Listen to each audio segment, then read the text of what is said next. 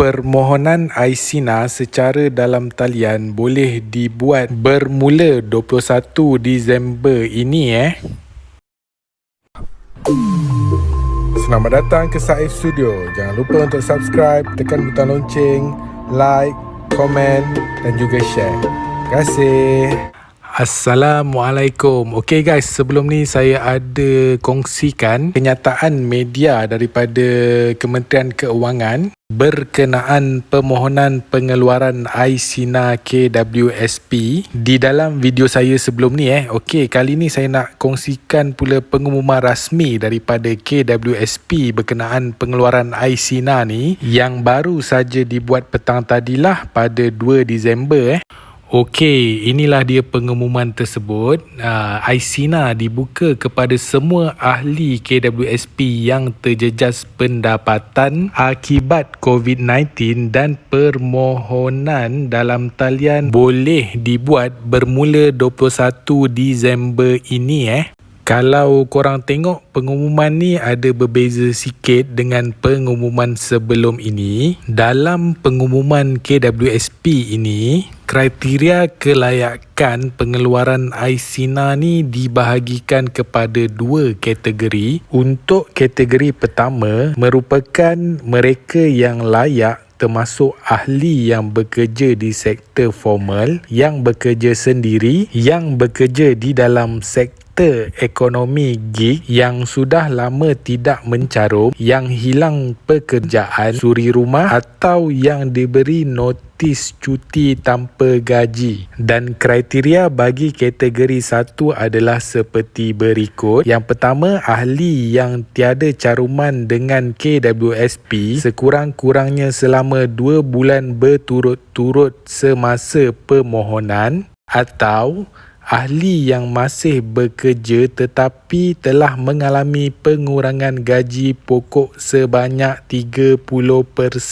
dan ke atas selepas 1 Mac 2020. Untuk kategori 1 ni, korang tak perlu kemukakan dokumen sokongan dan kelulusan secara automatik berdasarkan data dalaman KWSP. So, ahli hanya perlu memohon secara dalam talian melalui laman web ni aisina.kwsp.gov.my bermula 21 Disember 2020, dan pembayaran untuk ahli yang layak akan bermula dari pertengahan Januari 2021.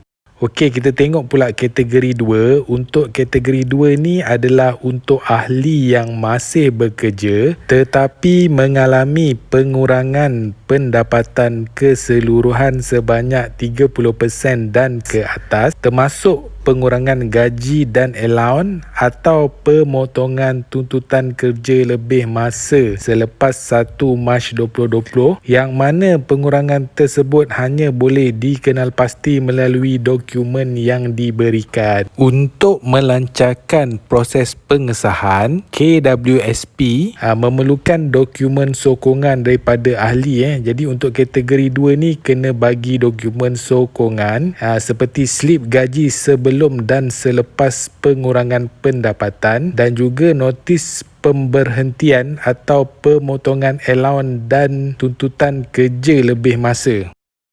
Dan jika dokumen tersebut tidak boleh dikemukakan, sebarang dokumen sokongan lain seperti penyata bank atau surat pengesahan majikan akan diberi pertimbangan. Okey, untuk kategori 2 ni, ahli boleh memohon secara dalam talian melalui laman web samalah, aisina.kwsp.gov.my bermula 11 Januari 2021. Untuk memastikan permohonan dipertimbangkan dengan terperinci, status permohonan akan dimaklumkan kepada ahli dalam masa 2 hingga 3 minggu selepas permohonan dibuat. Okey, kita tengok pula jumlah kelayakan Aisina.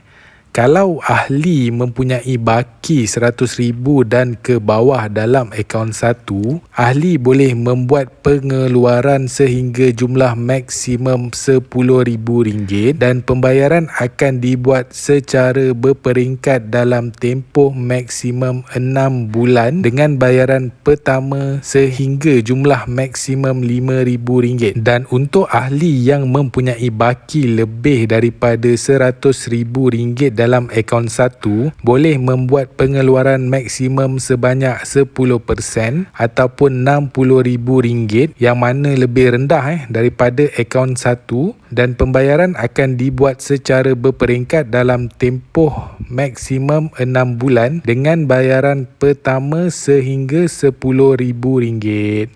So korang boleh tengok contoh lah. Ni saya bagi table contoh. Kalau baki akaun satu korang kurang daripada RM100,000, ini adalah jumlah maksimum yang korang boleh keluarkan lah. Korang boleh tengok sendiri dekat table tu. Kalau jumlah akaun satu korang lebih daripada RM100,000, korang boleh keluarkan maksimum 10% dan 10% ni terhad kepada RM60,000 lah. So korang boleh tengok jadual dekat atas ni sebagai contoh.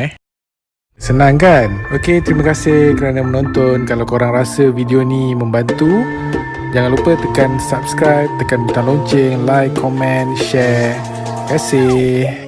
Assalamualaikum.